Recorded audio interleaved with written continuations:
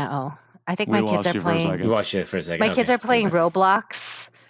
How So dare those it children sucks be up children? so much bandwidth. Classic. But Roblox or playing Roblox Minecraft Among or Us? something. Yeah, they like to play Among Us. They're kind of over that. I feel like they're kind of Among Us is a, Yeah, I feel like it was on the a down. phase. My nephew plays Among Us on Roblox. Yeah, Roblox is everything. Squid Games. You're listening to The Janchi Show, hosted by 3 Korean American adoptees diving headfirst into what it means to be adopted, Korean American, and more. And now, here's your hosts, Nathan, Patrick, and KJ.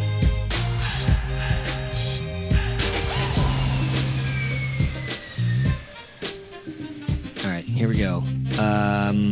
What's up, Janchi people? It is ya boys, KJ, Nathan, Patrick, back with another episode. Our first interview of 2022. Woo! This one with the illustrious Shelise Gieseke. It was a really, really incredible interview, and I just found myself like discovering so much language in the middle of it. I don't know, thinking back to, I think that was a week ago, which probably already feels like a month ago. What were your impressions of this interview to get listeners hyped for what they're about to experience? Oh, but what are we listening to? Maybe we should explain what the Janchi Show is first. Oh my gosh, this is They already know. what a nightmare. This is why I don't know.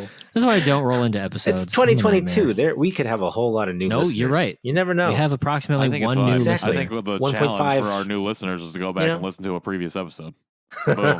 How dare you give our listeners homework, I Patrick? give them homework. I give them a challenge. Wow. We are the different. Janchi Show, 3 Korean American adoptees spread out across the country. I know that's not as dramatic as it really was meant to sound, but Well, if you say it's not as dramatic, then it definitely makes it so. it was, yes. But we are exploring our Korean heritage and our adoption and our stories and other people's stories and food and culture and pop culture and language. Anything else? You guys are just gonna let, you guys just let me go on forever, aren't you? Yeah, man. There's this thing called rhythm where when you talk, you then throw it to one of your other co-hosts. Like it's like a bounce pass, but you were like, "No, I'm gonna hang out." I'm here." Dribbled down to the, I'm he dribbled horrible down at to the basketball. baseline. He drove down to the I'm gonna- baseline, picked the no. ball up, and that's never where you want to pick the ball up. I'm gonna double, triple dribble. So yeah, no, But that's not even a can't do it. move. But He's it's definitely he's a dribbling with violation. both hands and his foot. Oh, at the same my time. Gosh, It's the that's tripod hilarious. triple. We need to give Nathan some basketball language. The basketball is called the rock. When you got the rock in their hands, ain't no telling what you're gonna do with it. I guess. All I can think of is Sean Connery and Nicolas Cage now when you say that, The Rock. But The rock. that just ages me. I know. I've seen that movie. It's a good movie. I don't know. I have not. I don't know what you're referring to. It's about I was a gonna say, prison. most of the movies I've seen, you probably have not seen, right? So I feel like the 80s and 90s. That's not necessarily true.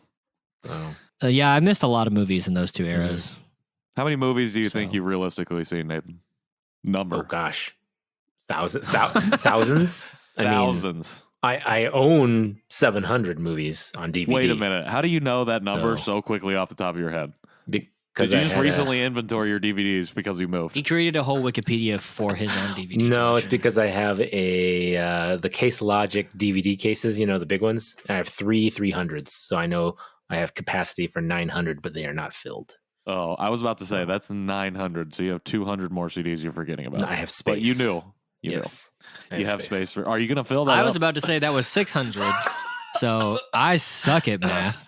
Are you I was like, where are you getting the extra 100? all right? Before we talk about the interview, are you going to fill up the last 200 slots? Do you think? No, because now everything I do is digital. So I mean, there's a fair but do you portion of want to fill Blu-rays, it up with but it? a lot of my movies are digital these days. So What about what is the decade range of music? Like when do you think the earliest version? Because you like classical music, so you got a whole these are movies. swath. These are movies. Oh, the 700 you own are these movies. are DVDs and TV series. Oh, Patrick, yeah, were you I even just here for the 5 minutes before we... Literally just zoned out completely.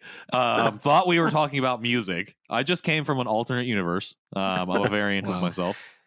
Patrick 123. If you need a sneak peek of the collection, you can go to my baby announcement back from 2016. I think I sent that to you guys a while back. But people on Instagram, you can scour my Instagram back and you'll see there's a fair amount. But yes, Man, my fellow co-hosts always be giving our listeners homework. I know. I'm sure you've given out one piece of homework at some point in the past. 75 episodes. Yeah, it was give us money or ratings or send us an email. Just That's weekly less homework and more just weekly groveling. tasks. It's just a general ask. Yeah. Well, speaking of general asks, Nathan, what did you think of this interview? I liked it. I mean, the fact that we're back into it. I know it's 2022. We're kind of a little rusty on interviewing people. Everything, apparently. Yeah. Our intros were rusty on what foods we have. No. Our audio is rusty. Our audio was rusty. I don't know what you guys talking about. This is a good intro. Yeah. No, I think everything's good. We'll be back into the rhythm quickly. It's fine. It takes a little We're bit all of time. fine here.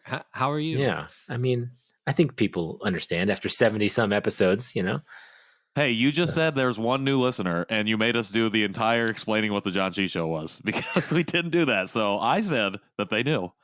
This is a challenge for our listeners. Do you know or do you not? Put that in the comments of this episode. Just yes or no. No further context. That's it. I actually do want that. I do want that. That'll show how many people are listening to this. 5. A yes or a no, and we'll count them up, and you'll get a prize. But yeah, no, I enjoyed everything. Shelise said was great. As I recall, we were learning a lot, which is great because 2022 New Year comes around. Everyone's like, you have resolutions or you have things you want to do or change or whatever. But she came in, strong with a bunch of stuff that we didn't know about, and I thought that was great. So. Yes, #vigorous nods. Be on the lookout Yes, for that. oh, yeah. Vigorous nods. You won't see the nodding. video, Yeah. but there was moments when all of us were nodding at exactly the same time. It was Yep, there's a lot of silence on our It was parts like- because we're just busy vigorously nodding our Janchi guys- at the Roxbury. Yeah, I think what I really liked about it, what you both touched on, is just the fact that she brought new language to things that we've, like KJ talks about in the episode, we've been talking about all year and while doing the show. And so it was really, it's always very fascinating and really incredible to have a new conversation and then come across a new way of thinking about what we are defining in our heads every week that we do the show. So this is a really wonderful interview. I'm really excited for everyone to hear it. So without further ado, we're going to kick it over to our interview with Shelise Gieseke.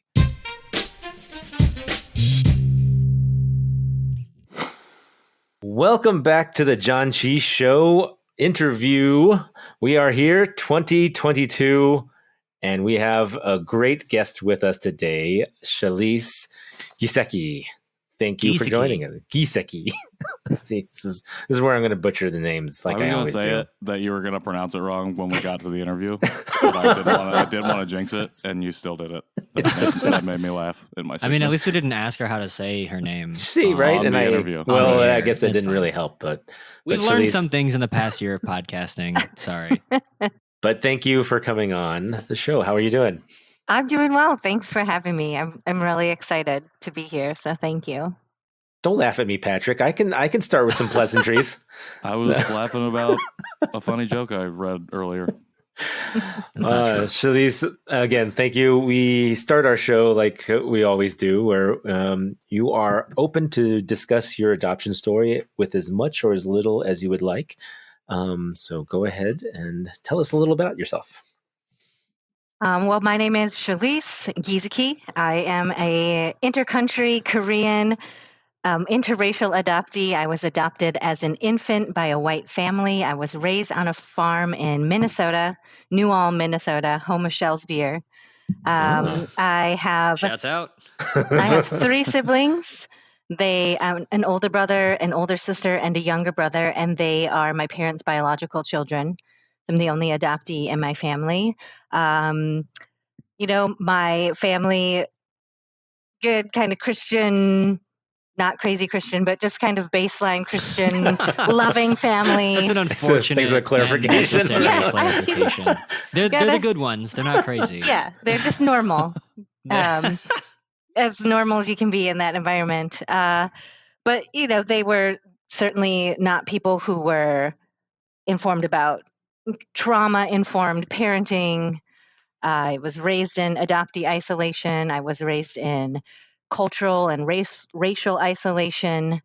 And yet I like to say that I've come out the other side all right. But in reflection, there was a lot missing in their education for guidance about, the adoptee experience and interracial adoption. Let's see. I have searched for my Korean family. I was a part of a Goal cohort, First Trip Home, if you're familiar with Goal and their First Trip Home program. My husband and I went in 2011, and I was on TV. I went on a TV show, but I did not find anyone in my family. Although there were people in my cohort who did find members of their family, which was in and of itself like a very powerful experience. To witness that is very powerful. And just being in Korea was great. And let's see, I'm not in reunion. Have you been back to Korea since, or just that one no? Definitely thinking about that. So after, let's see, maybe in around 2000 and I don't know when it was, 2005, 2006. I had been working as a legal assistant at a law firm, and I wasn't working there anymore, and I was looking for some place to volunteer. And my husband, a coworker of my husband, is an adoptive parent, and she mentioned that I should get in touch with Adoption Mosaic. And so I met with Astrid Castro, who's the founder of Adoption Mosaic, and I started volunteering there. And then I started working there until 2013, and I had my first child. And then I took a break and had I had my son. And then I think during the pandemic, Astrid was relaunching Adoption Mosaic, and I was, just getting into a place. My kids are 8 and 5, where I would have some more free time. And she asked me if I wanted to jump back in the fray with herself in Adoption Mosaic, which is Adoption Mosaic. When I first encountered it, was a nonprofit, and now it's been relaunched it's just a private business, an LLC. So we are doing that together. So we've been doing that for the past year. Also, when I think I was still working at Adoption Mosaic, but I was also helping a friend of mine. His name is Kevin Volmers. He was starting a blog called Land of Gazillion Adoptees. And so I was helping him edit and curate that blog. And then it turned into an online magazine called Gazillion Voices. Mm-hmm. And so I helped him edit and curate for that as well. And I think it was really only around for like a year, which is too bad because it was really cool. I got to meet some really awesome people, adoptees, adoptee scholars, adoptee writers. So I also help with that. And so, but now I'm back in Adoption Mosaic land. Just, helping to run and grow the business. Right now, our biggest program is called We the Experts Adoptee and Adoptee Ally Speaker Series. That's once a month. We the Experts is every second Saturday of the month. It's for adoptees talking about a specific topic. For example, last Saturday, we had our first panel of the year, and it was adoptees and documentaries. So it was adoptee filmmakers or somebody who had been the subject and helped produce an adoption-related documentary. And then our Adoptee Ally series is quarterly, and that's non-adopted people talking about some aspect of the adoption experience. So our last one was partners of adoptees, so non-adopted people who are partnered with adoptees. Cool. Lots to unpack in your story. Yeah. Yeah. You've done a lot, clearly within the community, and I wanted to jump in and kind of take it back a little bit. You talked about, growing up in Minnesota, growing up in isolation, culturally, racially, and as an adoptee as well. Mhm. I'm wondering, when was the first time? I guess this might be a two-part question. When was maybe the first time that you kind of understood that was your situation as a child growing up in the household that you grew up in? And then when was the first time, maybe after that, when you went to college or whatever your next step was after leaving the town you grew up in, what was the next step for you in terms of either engaging with your adoptee identity or the community, or with your Korean identity or the community? Yeah, so I don't mean at the time as a child in my household, I don't think I realized I was really growing up in cultural isolation. As very much, even though I don't think it wasn't malicious or nefarious, but assimilation was the plan. That was my parents' parenting plan, which was the guidance they were getting from everyone around them. And so, I very much functioned as like I was kind of like a white, how would you explain it? I don't know if it's a white person with an asterisk, like, oh, she's really not white, or if it's Korean person with an asterisk, like she's enough like us. It's okay. So, like I grew up listening to country music, and my family is of German descent, German, Norwegian, Swedish descent. So we ate all the foods, and my maternal grandmother, she still spoke German to all of her friends, and like Whoa. just not that far removed from like the immigrant experience. But I think in retrospect, there are definitely touch points when I realized that maybe this wasn't exactly for me, or wasn't really the place for me. And speaking of country music, one of them was like realizing there's not really a place for me in country music. Like, I'm not going to become a famous country music singer, or probably not even musician. I think at one point my dad kind of had this dream I'd be like a fiddler. I dreamed of it too. Did you want that for yourself, though? What was that? Did you want that for yourself, to be a famous country music person? No, I mean, I don't think I don't have, that's not where my talent lies. So, Okay. but just like, and for some of it is just that racial mirroring and reflection. Like there's now might be different, but as in the, 90s. Lil Nas X is showing us it Yeah. is not really that different. So. I used to think Exactly. I wanted to be, actually. When American Idol first came out, I used to think to myself, like, wow, man, this would be so cool if I could sing and somehow get on the show and sing country music. It would just blow everyone away because I'd be an Asian singing country music. And that was a thing that I had little mini, dreams about, I guess you could say. But I love that step one for your dream is learn to sing. Yeah, all this, and maybe that's why my a good step one. Karaoke is very you crushed country it in centered. Karaoke. It was great. So, yeah, it was okay. But and then kind of extending into that is kind of like just the lifestyle of my family. There wasn't really a place for me.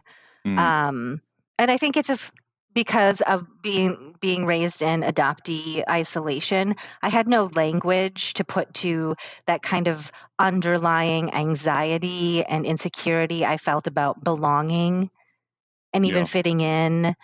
And so, I worked, so I was definitely, if you're familiar with, the concepts of compliant or defiant adoptees, I was definitely a compliant adoptee, and I tried to do everything I could to please the people around me so they would, help me feel or I mean, they wouldn't reject me, basically, Sure. Right, is, yeah. Feel more kind of fit the in. life That I was acceptance. living. Yeah, And absolutely. yeah. Speaking of language, did you by chance try to learn German at all? No, at the high Okay. school that I went to, they did offer German you could either take German or Spanish, Right. but Spanish was like the more fun class. It had Yeah. like, so, Like they're eating nachos in there. I don't want to eat more sauerkraut. My yeah, grandmother's. Yeah, we had that exactly. same option. I chose Spanish also, but at some point I wanted to learn more German, and I think it was because, of my my adoptive parents, background and everything. So Yeah. I remember learning, some basic words and the numbers and everything far, so long ago compared to more recently learning the Korean numbers. Hmm. And I find that interesting. I'm curious if, I don't know, KJ, did you ever learn the Korean number or the German numbers before the Korean numbers, or vice versa? No, I learned German after Korean because I actually went to Germany on a mission trip. So all of my German is based in baseball terms. So it's like really unuseful for just normal life. Yeah, but Shalise, I'm curious. So you've expressed something that I think a lot of us adoptees feel, but I think the way you said it in some of your story really makes it stand out to me. But you said that you felt like there wasn't space for you in your family, or in the same way like we were joking about country music, right? And I know that that's something that a lot of us feel, even if we can't give language to it. But what well, I guess my question is, did that sense of like not feeling like there was space for you, was it heightened because of your family's proximity to like German/immigration uh culture, status, whatever, or was it just kind of like really pronounced, like I don't know, I know I don't look like my family, and that really gives me a lot of anxiety? Yeah, I mean, I feel like it wasn't even that prominent. It was a really subconscious kind of feeling, because the benefit of growing up in a small community is that people know about you very easily. Like everyone know like who I belong to. And kind of everyone knew that I was adopted. I mean, one, it was really obvious, but also, you just kind of know the basics of everyone's business in a small community, or finding out isn't that difficult. So, I wasn't like confronted with a lot of questions all the time or anything like that. But um, I think, with anyone trying to adopt another culture that isn't theirs, especially one where there's a big like racial difference, it's hard to feel. One, I think it's hard to feel really authentic or like not performative in doing it. And two, um, but there's also kind of this sense of, if I don't do this, I don't have anything else, because I had no guide to show Right. me how to pursue Korean culture. Like I remember checking out books at the library, but I mean, only I was interested in that. Like my parents weren't making. Well, I take that. There was some times where we made egg rolls, but that's. I thought you were going to say there were some times when my parents made white rice. But Yeah, instant rice and chow mein from the can. That was like the scent of Asian cuisine at my house. But I think, and yet I think that, I mean, that's part of that kind of unspoken, especially in adoptee youth, like this kind of unspoken, like, I don't know if it's, for me, it kind of expressed itself as melancholy. Like, I wrote a lot when I was young, and so I have like these journals where it's like, oh, I'm not alone, but I feel lonely. I often felt like internally very lonely and kind of adrift. yes. Same. Yep, I have a journal But too. I didn't know why. And I think that's the danger of not helping young people put language to these experiences, because then you start to internalize it. And Vigorous then head I think nods. that puts you on a really self-destructive path. Yes. Oh my gosh. It is amazing to me that we've been doing this for over a year now. And obviously, I mean, we've talked about so many of these themes, like they're so common in adoptees, but something about how you are speaking to them is just I can tell it's resonating with the three of us in a way that maybe it hasn't previously. So wow, that's incredible. Yeah, I feel like I'm gaining language listening to you talk. I'm just like, I don't need to go to therapy. I can just talk to Shelise here. I can just listen to this episode, and this is all things. I can unpack this on my own now that I've identified it. But man, that's incredible. So what's been the process for you of even thinking about these things? Has it been your proximity to Adoption Mosaic, or like how do you how did you come by this language and these like levels of thinking? So I would say until my mid-20s, I was very much in the fog. I was like, oh, yeah, I'm adopted. I'm so well adjusted. And partly it's because I expressed a lot of my trauma as being compliant. So, it's like I didn't, do a lot of drugs, do a lot of self-medicating with substances. I got good grades. I was doing all the things that other, people were externally approving of. And so I thought I was doing okay. And yet I still having these feelings of being lonely and lost a bit. And then I kind of had this aha moment where I was like, oh, wait, I really think like maybe adoption and race really were an issue for me. And it was this thing. It was like my husband and I were, I don't know if we were married then or not, but we were about to be married. I think one of it was because I was about to get married. Major life changes, of course, often stir up a lot of feelings, especially for adoptees. And even though I didn't realize it at the time, change really was hard for me. It gave me a lot of anxiety, and but we were just watching TV, and then we were talking about something, and we were kind of teasing each other, and my husband was like pretending he was me. Like talking in my voice and like, and he's white, so it's kind of funny. But I think it was like this kind of flash of like a mirror. It was like this just this point where it's like all of a sudden a mirror was thrown up in front of me, and I was like, and I just started sobbing. And I'm not a crier. That's not a way I usually express myself. And I was just sobbing, and then. And of course, he felt really bad. And I'm like, no, it's not really anything you did. It's like, I'm just having this moment because I realize like, I have been, and I'm also like I'm an avoider by nature, disassociate when anything emotionally challenging. I don't want to deal with it. And I think that was just like this flashpoint where I was like, okay, there's a lot of stuff I haven't been paying attention to that I need to pay attention to. And so, and then then I started, this was when blogs were just emerging, really. So this is speaking to my age a bit. But I was reading, and yet it was so great for me at the time because I could, through words, because I love to read anyway, I found all this like validation and reflection in my experience, which was so helpful. And then I found Adoption Mosaic, and I don't know if you're familiar with Astrid and her work, but the way I talk about adoption is, I would say almost 100% because I am in community with Astrid on a daily basis.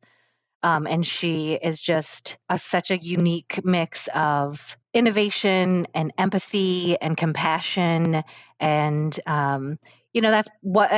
that's one of the things we work really hard at Adoption Mosaic to do is to put language to these experiences. So other people, we can understand ourselves and other people can understand us better. So I'm like, in my, I don't know, maybe 26, 27, getting married, I've like had this sort of epiphany that I have some issues. I start reading blogs. I start volunteering at Adoption Mosaic and having, meeting other adoptees in person, doing a lot of soundboarding with Astrid and reading a lot of articles. And then from there, it was and then because I was working for Adoption Mosaic, becoming more involved in the adoption community. And then when Kevin asked me to help with Land of Gazillion Adoptees and Gazillion Voices that really also helped me to meet a lot of other adoptees and introduce a lot of other thinking about adoption. And that's one of the things I love about Adoption Mosaic now and We the Experts is because I get to meet a lot of adoptees and hear a lot of different experiences. And I found that having the gift of perspective is really, it is a gift. It's really great to be able to put yourself into a multitude of other stories and kind of, know where you feel. Because if you don't have that, then the things do, I think it does feel really oppressive and very heavy. And so when for example, meeting other adoptees whose adoptive parents have struggled with infertility, and they bring that to the table as parents, is great. Those stories are great for me to know because I realized that that my parents didn't have issues with fertility and they were already parenting. And so I wasn't their first child. I wasn't their only child. I wasn't the plan B child. And that, that's a layer of experience that I don't have and which makes me feel glad because I think that's, there's a lot of other stuff that goes along with having adoptive parents like that. Yeah, absolutely. So, did I answer your question? Sometimes I start. No, Hearing. you I think so. definitely did. Okay. It is hilarious and heartbreaking to me that your first major mirror of yourself was a straight white man. You're like, okay, great. I don't know. I feel like part of my coming out of the fog and swinging 100% in the other pendulum is just being hyper aware of the straight white man. And so, but I don't know. I mean, it's like kind of going into a fun house or looking through a broken mirror, and you're like, oh, look, that's me, if not the most accurate representation of me. And now I want to know more about myself. And I think it's refreshing. I mean, this show was born out of 2020 and I think the greater racial conversations around, right after George Floyd was murdered and those kinds of things. And so that was like a lot of like racial tensions were on our mind. And so I guess I don't get to hear many stories where that's not like the hotbed of like all of those elements or something similar to that, like a 9/11 or something is the reason for that coming out of the fog journey to start happening. So again, just really enjoy your perspective and the tensions that you bring to what it means to be an adoptee.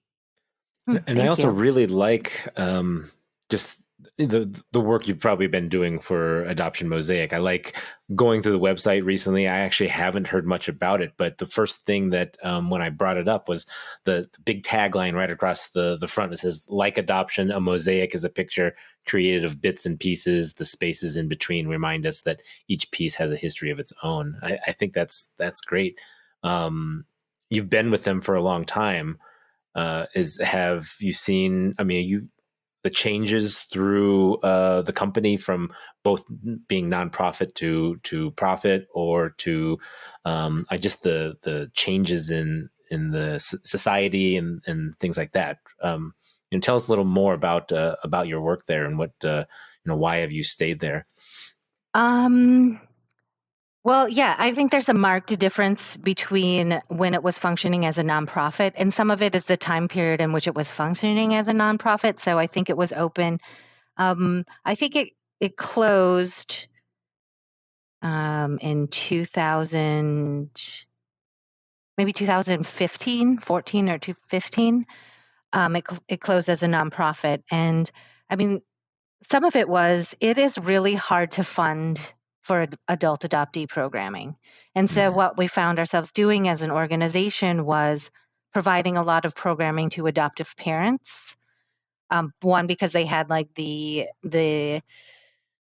financial resources to self-select for, certain programs.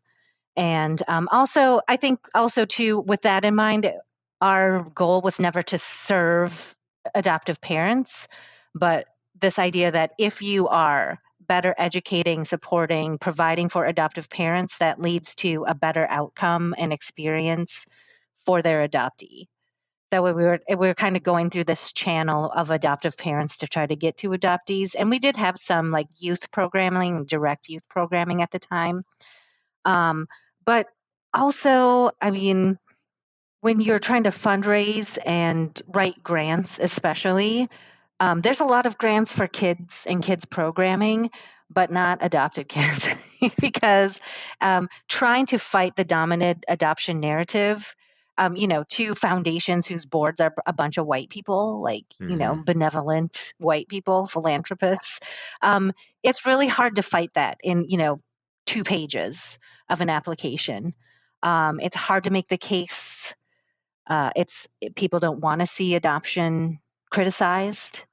Now I think maybe now in this more current racial environment, it might be easier to make a case for that.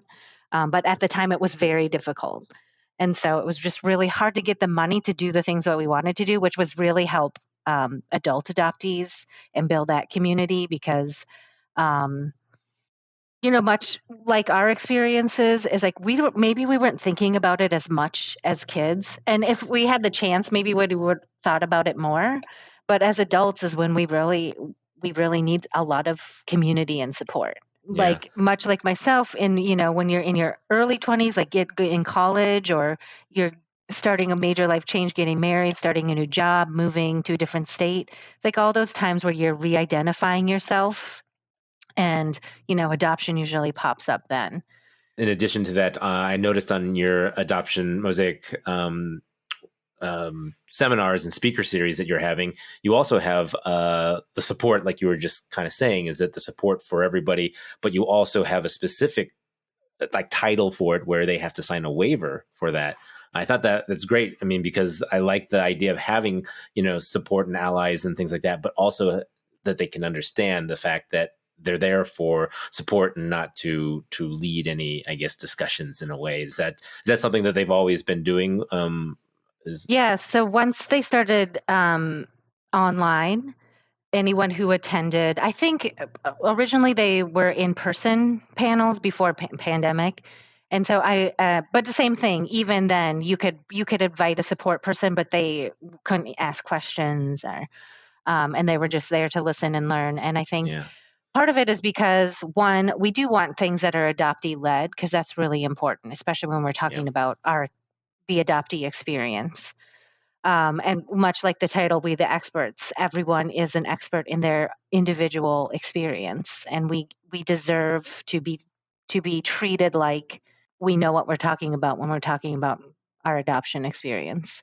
And yet, we also know that it's extremely beneficial if our adoptive parents, if our partners, if our good friends can hear our perspective. And sometimes I think it's easier if you're like, like with my parents. So when I was working at Adoption Mosaic, there was a workshop called Talking with Your Kids About Adoption. And my parents were visiting, and I said, I'm going to help Astrid with this workshop. Do you guys want to come?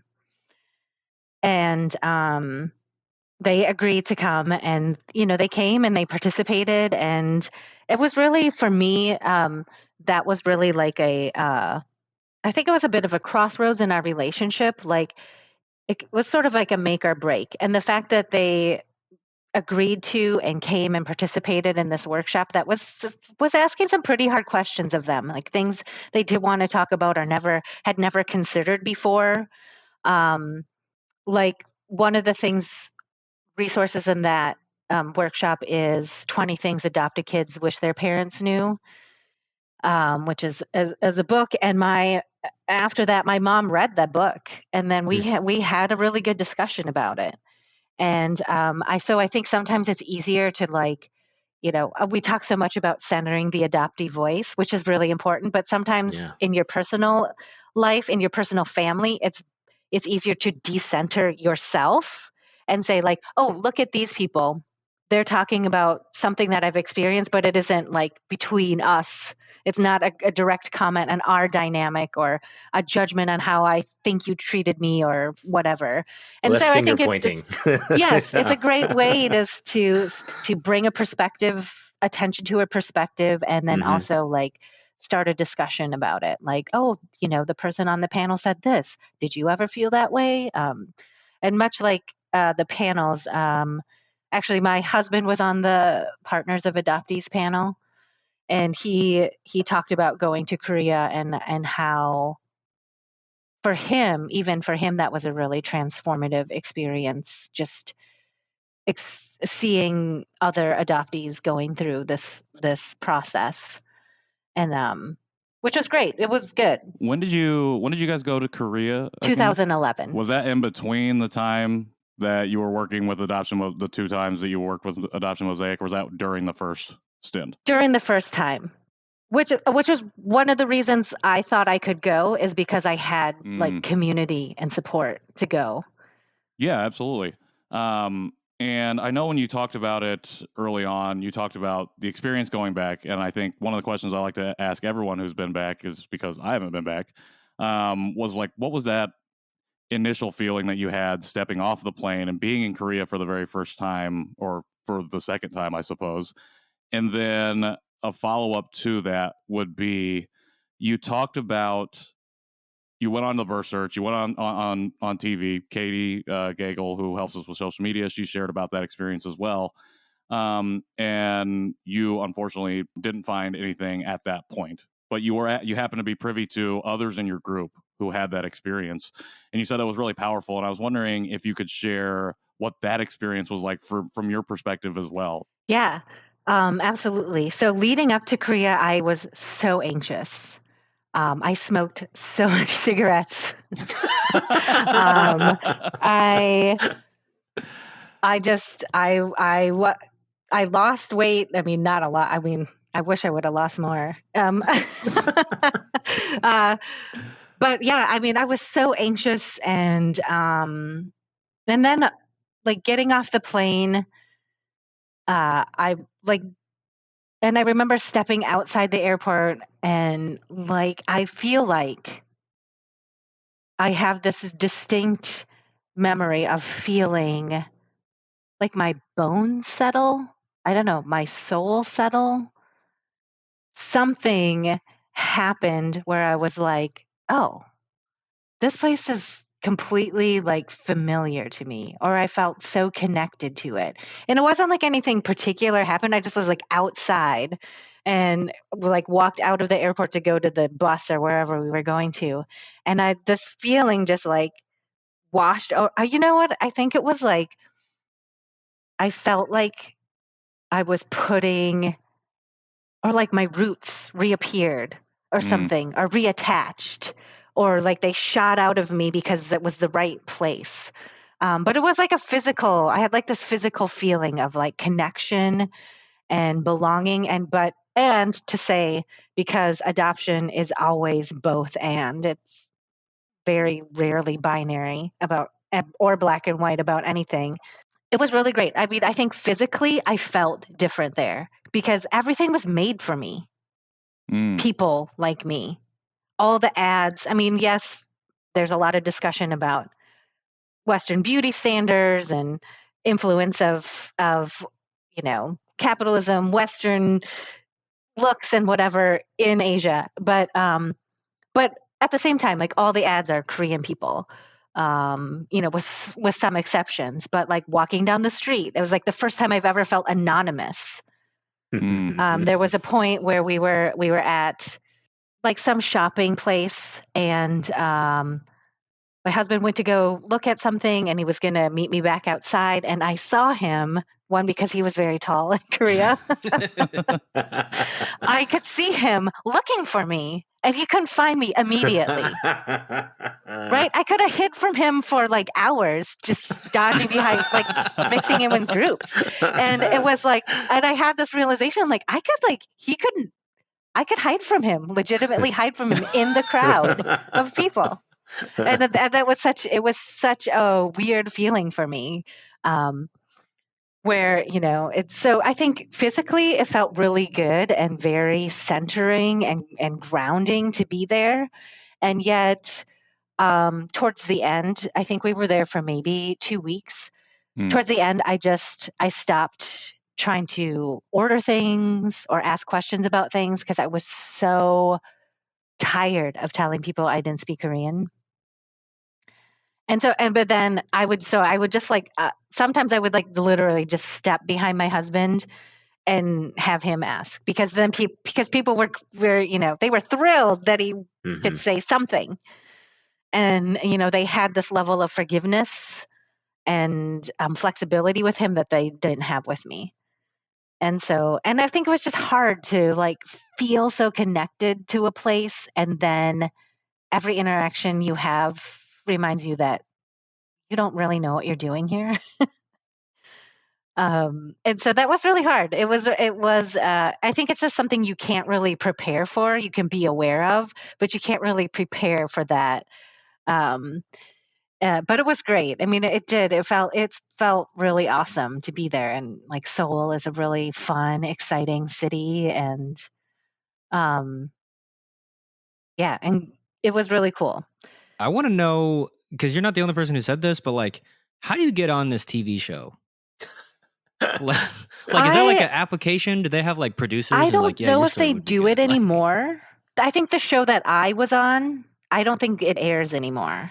Okay. But like, what was that process like? Because like, I don't know.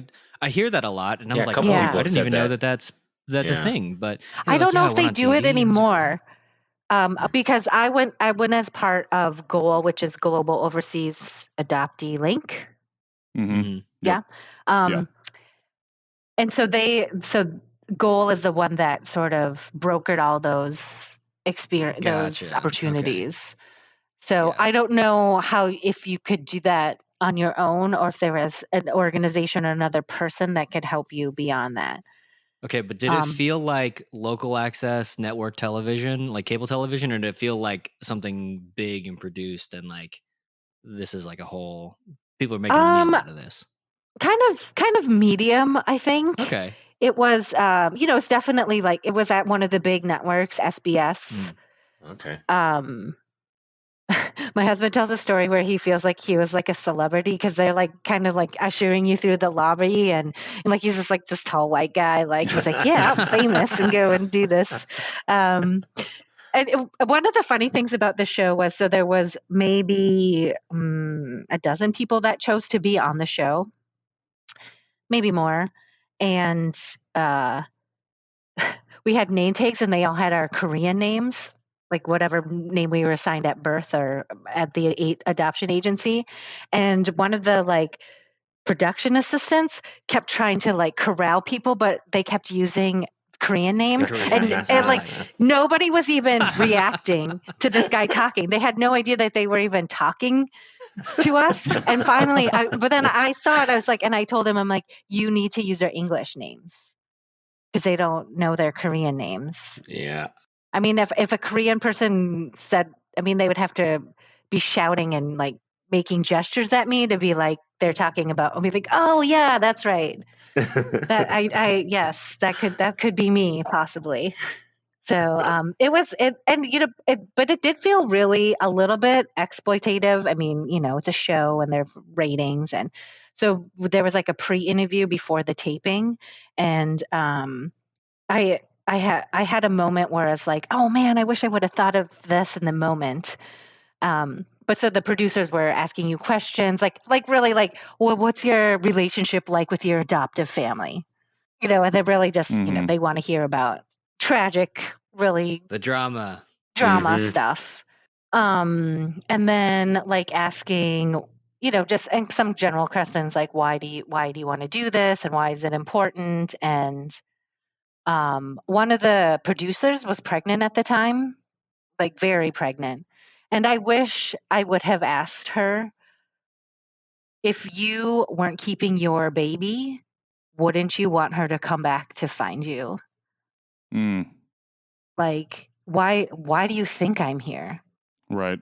And I was just having a conversation today about adoption is such a weird vacuum that twists things and makes things not true that in the outside world are always true, but in adoption they become untrue or totally different. But I think that's one of them. It's like you're all of a sudden, because you're adopted, your birth family doesn't exist anymore. Right. in adoption, that's totally okay to erase people like that. And so that was really, and I think it just speaks to how little Korean people understand about adoption. Like, I feel like it's the show was a little bit like reunion porn. Like, there were some people they followed around and they taped them meeting their families for the first time. And, for outsiders, it's just like a feel good kind of experience Right. but for people experiencing it, it's like way more than that. Yeah. Well, as part of like a TV show, it's like, it has to be spun in a good way. You don't want to see somebody not reunite. You want to see, oh, they went into reunion, and so that means the other side of adoption is good too. Like when we Yeah, talk about the dominant adoption narrative. It's like, well, how can we utilize the system to play into it so it's always good? So it always lands good. Yeah. But for the people that are experiencing it, you don't know that it's like, it might not be good. Like you could go through all different kinds of emotions at that point. And reunion, especially with the language and cultural barriers, is hard. I mean, I'm not in for sure. reunion, but I have the benefit of knowing many people who are in reunion, and it's rarely easy, if ever. I mean, at best, it's complicated. And not only that, it's one of the things that the language barrier is difficult, but then it also makes me feel guilty that I'm not doing more to try to learn the language to bridge that gap. So I kind of deal with a little bit of that every once in a while. But luckily, iPhones and Google allow it to be at least somewhat manageable. Future is now because of science. Yeah, right. Much more so than back in the day when you'd probably be using a little book, and right. That would have been really hard. So, and yet to relearn the language is like to revisit your trauma every time. Oh, sure. Yeah. And so it's hard, but it's hard not to feel guilty about that. Like, why can't I just learn Korean? Like, and I've tried several times. And it's like, that's that abyss that we occupy. Yes. It's just like, that's part of the things you're trying to grab onto. And the opposite side, my brother, he kept saying he was going to try to learn English. And so he took lessons. I know he was taking lessons because he was showing me and every once in a while when he writes me, he does write in English, either though he might have also translated it. But yeah. So. Oh, wait, Patrick, I was going to tell you, seeing the other people in reunion is a great example of the both and, where you are so happy for these people for finding this, and yet you feel jealous and despair for yourself because you want to be those people. And it's one of those things where your mind really needs to learn how to, walk on the tension or deal with the paradox of that experience. And when I was adopted through Eastern as my Korean agency, and when the day we went to visit Eastern, one of the people, actually one of the wives of one of the members of my cohort, she was just there to be there, but she was a Korean adoptee. So they're like, hey, we'll search for your parents as long as you're here. She's like, okay, whatever. And they found her family. Wow. And we were there.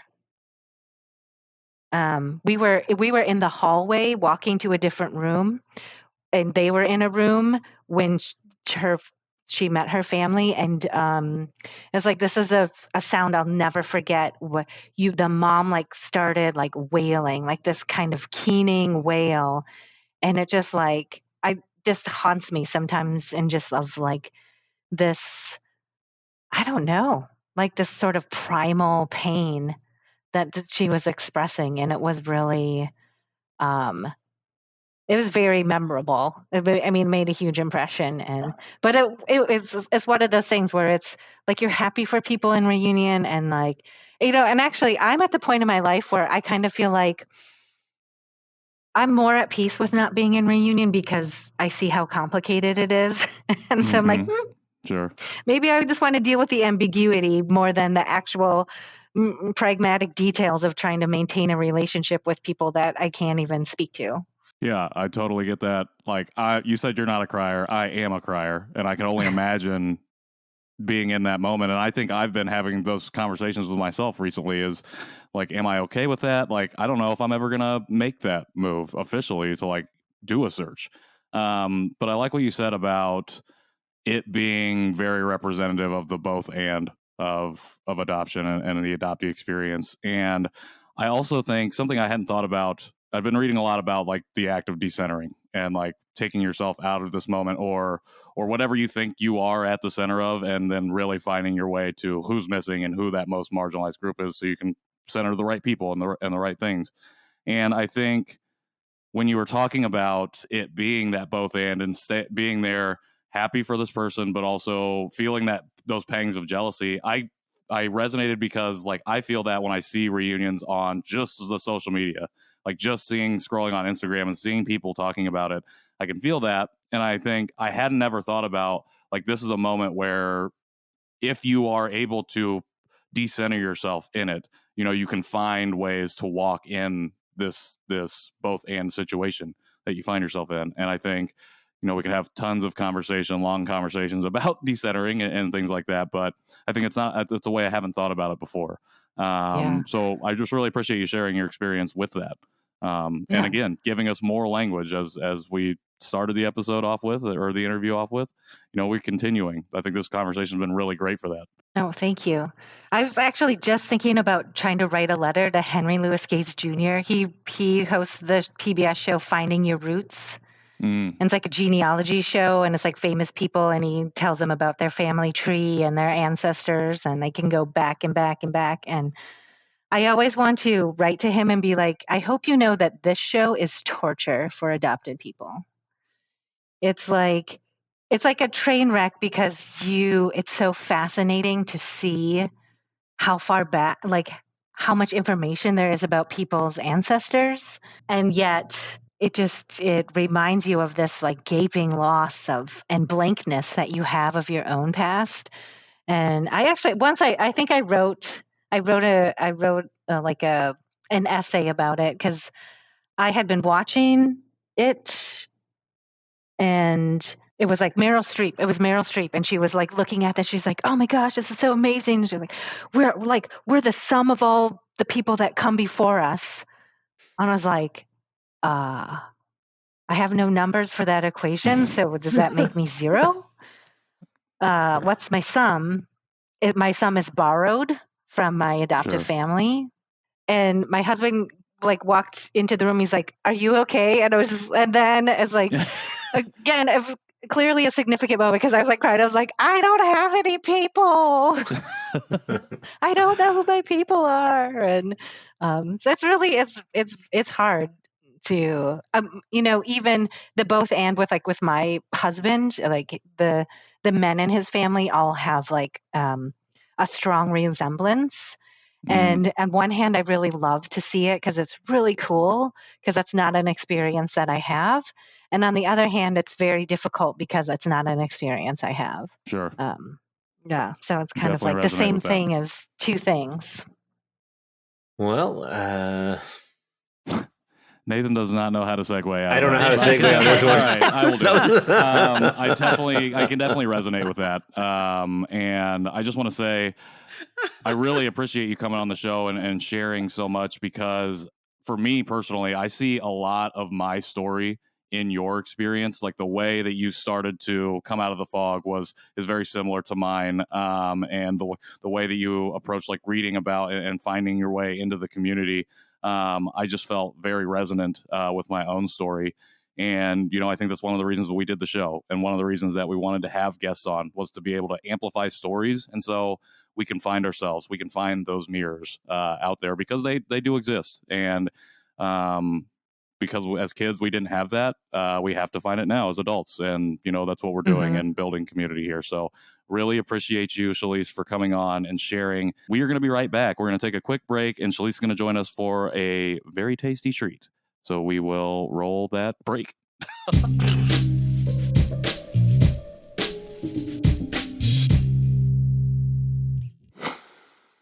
welcome back to the Janchi Show food portion. I don't know. Sometimes I say food, sometimes I say eating, sometimes I say, you know, drinking. I don't know, exploration of tasty treats. You can call it whatever you want, but it is the time where we enjoy something to snack on. We mukbang together. Yeah, exactly. So thank you so much, Shelise. We just had a great interview. But now we're going to try something I think we've tried before. Patrick says we tried it before. I actually don't remember trying it that time that we tried it. So, but I know it's a popular one. It's turtle chips. Not to be confused with actual turtles. I'm 80% sure I've never had them before. You don't remember having turtle chips? Yeah. I'm I don't even almost remember the 100% packaging. positive we did. I'm Really? looking it up right. Anyways, Patrick you guys See, talk. now I'm gonna have to go. You guys talk. I bet, I'm gonna have to go back. Patrick's through. thinking like honey butter. Yeah, chicken see, that's what I was wondering. Nope. Nope. We've had it. Oh, I don't know. Who knows? Anyways, we are going to go through turtle chips, and we can revisit things. We've revisited snacks. yeah, we revisit stuff all the time. Yeah, I'm so- revisiting this injolmi snack. Which Yeah, I don't know and what you're it is. you have a Apparently little we've bit had this different thing. before. I don't know what it is. Yeah, that one's similar. It essentially is like a rice cracker as well. But Shelise, why do you have these? You said you already had these at home. So is this like a staple? Why do you have these? Why do you have these chips? That's like, no, Shelise, Well- I've looked into your fridge and see that you have milk. Why do you have that? I have turtle chips. Have recently been introduced to turtle chips Okay. by my friend Hope. She's an OG Korean adoptee. Shout out. Come on the show. We met. We actually there's a Korean market in the Portland area, and they have like a restaurant on the second floor. And we met, and then we're getting snacks. I was actually getting more pushu for my kids, and then Hope was like, "Oh, I need the turtle chips." And I was like, "Turtle chips? I've never had those." And so I tried them, and I loved them. I actually think they're like my new honey butter chips. Like I always have a supply of honey butter at my house.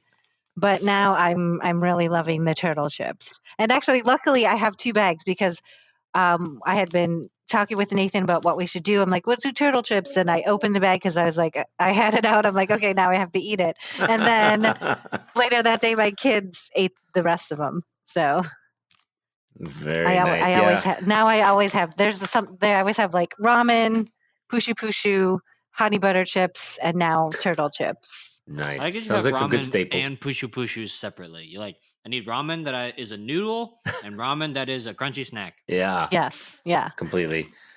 And not only that, with the turtle chips, you need something that's like a little bit sweet, but then also maybe something that's a little more spicy or something. I don't know. There's a couple other chips out there that I'm really There's spicy turtle digging. chips? There's some other. There's a couple other things that I might get you guys for one of these days, but it's like a tteokbokki chip. So it's like a spicy thing, but we'll see.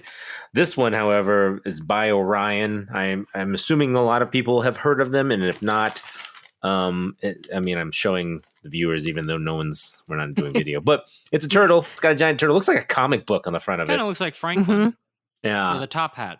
yeah, he's got a top hat, and then the one I have is the sweet corn flavor. Yeah, that's what I have. That's the one you have too. But yeah, turtle news chip. Why is it called turtle news chip? But I don't know. It's gluten free, so I'm gonna dig in here. And This is definitely an ASMR snack. oh yeah, that's super crispy. It even says down at the bottom in quotes or in a little speech bubble. Wow, 4 layers. Like One of the reasons I like them is it reminds me of when I was growing up, my mom used to buy bugles. Are you familiar with bugles? Oh yeah. They're also a I'm corn not chip. familiar with bugles. Come on. And so they're perfect for putting on your fingertips and like making claws with them. But also very similar taste, a crispy corn snack. But I like the turtle chips because they're like lighter. The layers are thinner, and so it's like crispier. Have you had a bugle lately? Because I bought some again recently, and it was completely different from what I remember from my childhood. Really? Yeah. Yeah. I don't know if they changed the recipe or if I'm just like, how things are different when you're younger. But I didn't like it. It wasn't something that I wanted to eat again. As a kid, I probably would have eaten them every week, but Yeah. I just was like, not good. But turtle chips, like you said, it's more light, it's more flaky. And I like that it's a sweet corn kind of flavor. All right. Yeah. Well, Yeah. I've been busy fact checking, and I hate to admit this, but I don't think that we've done turtle chips on the show. I told you. I think I was thinking of the popping corn chips, but I've had turtle chips in two different styles of turtle chips before. So I think I was just confusing in my brain. It's okay. I accept your apology, Patrick. I wasn't apologizing. I was just admitting fault and holding myself accountable, but not apologizing. No, these are really good. What about yours, KJ? I know we had it. I kind of remember those being a little sweet as well. They are a little sweet. They have like the more I eat them, they have like a peanut buttery flavor, like a nut butter flavor that comes through, which is I think pretty nice. It's pretty subtle. It's rice flour, wheat fiber, olive oil, salt, and injolmi seasoning, which is just soybean, sugar, and palm oil. So like really simple ingredients, which I like. And it's a puffy, like kind of I don't even know how to describe it, but it's like a puffy, crunchy snack, like a Cheetos puff, except minus all the cheese flavor, But yeah, it's really good. I'm happy I'm eating them because they expire at the end of this month. So yeah, I don't like wasting food, but they're good. I'm gonna jump ahead to the ratings portion and give it 5 out of 5 because I think it's really good. And maybe that's just because I'm hungry, but right now it's getting 5 out of 5. I don't know what I gave it last time, but that's what it's getting now. What was that again? What are you eating? Enjoy me. Like a rice. It looks like almost like a. I remember. Yeah, like a little pillow. Yeah, it's like a pillow rice cracker. Yeah. It's real good. Yeah. I don't really remember. Shelise, what do you think about the turtle chips? I know you had them just last week, but Yes. Well, are you going to continue buying these? Absolutely. I do have to preface this by saying that more in my youth, but my husband used to tell me chips are not a meal. Liar. Yeah. So Blasphemy. I'm a huge fan of chips and snacks in general, but turtle chips definitely 5 out of 5. They will always be a staple in my snack pantry because they're like the texture. Come on the right show. Is good. Yeah, it's like the flavor, like the sweet and a little bit salty balance is really good, I think. I really like them. Only 160 calories per bag. Okay, here, I need to check something because no, that's not true. Either third bag. My bag, nutrition facts say either it's 1 serving per container or a serving size is 1 and there's 100. But the calories are 142. So I need to know if I just ate. I think it's got. I don't know. It's 142 per piece. Yeah, per single piece. Per single cracker. 1,420 calories. So in my experience, the regular turtle chips I do enjoy, and I would probably give them a close to a 5, but friends of the show, Jeff and Sarah Park Dolan, when I met them in outside of Champaign for dinner one time, they gave me a box of snacks as a gift. And in there was churro flavored turtle chips. And those things, 10 out of 5, would buy again, would recommend to everyone. Amazing. That sounds delicious. Yeah, we've had a couple churro flavored things on here, I believe. Yeah, what up, Korea? Why are you jumping into that churro? The churro flavored turtle chips, so good. So recommending those to all of our listeners. Now you're making me change my rating because I want the churro turtle chips. I'm covetous of churro flavored turtle chips. We'll update your rating for sure. So corn is so pedestrian. Yeah. So basic. It's the OG. It's okay. I'm from Indiana where there's only corn. Yeah. So he has everything. I'm biased against the corn. He's got corn flavored corn out there. I agree. This is a 5 out of 5. I everything about it is tasty. And now I want to try the churro ones, but I will continue to eat these turtle chips. So good job, Orion. Good job, turtle guy on the front. whoever that Way is. to go, Korean I Franklin. wonder if he's got like a name. Yeah, I don't know. I think But- we bought turtle chips to hand out to people at the live show, and we never handed out the snacks. Dude, I've never Oh, seen that no. packaging before. You're a liar. I guarantee it. I will pay you money. I But- That's remoted like into your brain the chicken. and looked The through your chicken eyes on the and looked at spicy package. ramen. That chicken has a name. The one that's breathing fire. Oh, bulldog. Yeah, Holchi. Mhm. That's the chicken's name. Oh, Juchi? the Holchi. Holchi? Yeah. Holchi with an H. Yeah. Ah, Okay. All right. good Holchi to for the know. We're bulldog. learning some more. Yeah. I like it. Well, Shelise, you have been nonstop giving us language this episode. Oh. From less essential things like the name of the chicken mascot to more essential things like how to talk about our childhood trauma. Yeah. It's been Right. been really wonderful having you on the show. Where can people connect with you if they want to, if you want that, to get in touch and say, hey, you're really fantastic and we should be Oh. friends? Well, the best way to reach me is probably my email because I'm old. We're We're not, not ageist on the show. God, I saw that I got coming. it first. You're just old school. which Yeah, is fine. old school. I'm old Entirely school. fine. That's fine. I'm Yeah. a classic. I'm a classic these days. Exactly. And which is just my first name, Shelise, SHELISE at adoptionmosaic.com. Nice. Perfect. And how about Adoption Mosaic? What's their social handles and things like that? We're on Instagram at Adoption Mosaic and Facebook also Adoption Mosaic. Perfect. I guess Wonderful. we'll link those in the show notes as well. So Yep. Okay. you will be able to go Wonderful. there from there. And as always, go for it. Patrick, You want me to do it? sure, go ahead. Start with yours. Go to, You know, I'm going to cut all this out right here that we're doing and put it in the front. yeah, sure. Nope. You gotta Cut away. Well, Shelise, again, thank you so much. For the listener out there, you can interact with us on all of our social medias at Janchi Show. You can send us an email as well to janchishow@justlikemedia.com. Remember, we are accepting submissions for the voice memo and portion of the show that we want to do eventually. So send us your questions, your comments, your concerns, and we'll talk about them if you want us to talk about them. If you want to support us and support the show, you can go to janchishow.com/support. There are a bunch of different options there. You can buy us coffee. You can buy merch from us, buy our stickers, because I know we still got stickers. And last but not least, if you are able and you really enjoy the show, we would love it if you give us a rating on Spotify and or Apple Podcasts. Would love if those were 5 stars. Would love it even more if you wrote some review language in the review language box. Is that the right description? I don't think Review so. It's language. fine. Review Yeah, language. it's fine. We'll take a look at it, edit it as we need to see fit, and then go from there. If you want to find me, you can reach me at Patrick in the World on Instagram. Nathan? You can find me at nnowalk on Instagram and Nathan Nowalk on Facebook. And you can find me at Patrick in the World on Instagram. You can That's find me right. at KJ is a Turtle guest. Chips in the World. KJ is taking over my Instagram. Yep. So there will is be too nothing big there. time. What? Wow. No, I'm just Hot kidding. take. What a Ugh. burn. Okay. Got you, dude. Well, I quit. Hey, Bye.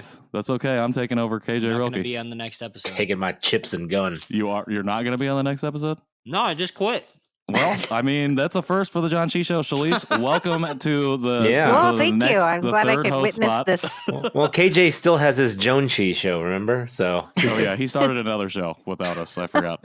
I haven't. None of the production companies that I've gone to have picked up the pilot, so I Oh. have to I can't have to imagine why. rework it. I, But Good luck. Can't Well, imagine listen, why. listen, Thank you me, guys for when- the space because usually, like, we're talking about famous adoptees. Like, I consider Astrid the famous one of the two of us. And so, but I'm like, haha, you can't do this show because you're not Korean adoptee. I'm like, this is my chance. This is your chance. We're going to take your star and put it above Astrid's. So I'm sorry. Shelise is now the most famous person.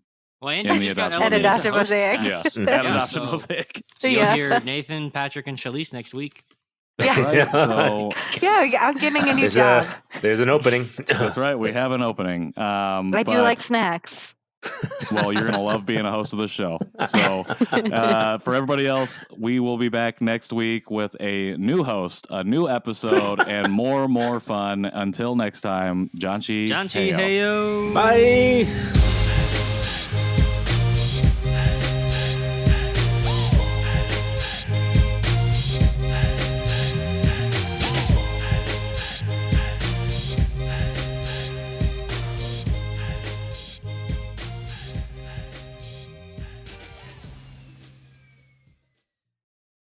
let's see here. How do we start this again? You say, welcome back to the Janchi Show. Thanks.